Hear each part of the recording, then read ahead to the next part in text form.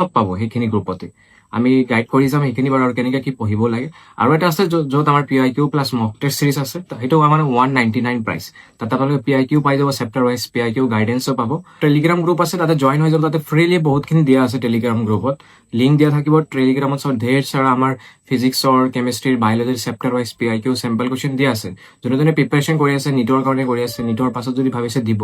আৰু ৱেইট কৰি নাথাকিব নিট কাৰোবাৰ যদি ভাল হয় it's okay but in case backup কিবা ৰাখিব খুজিছে তো ফৰ্ম ফিল আপটো কৰি ৰাখিব আৰু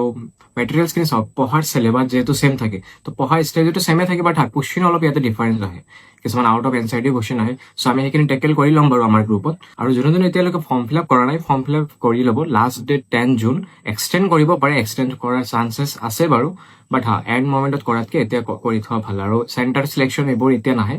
বহুতো ডাউট আছিল চেণ্টাৰ চিলেকশ্যন পাছত আহিব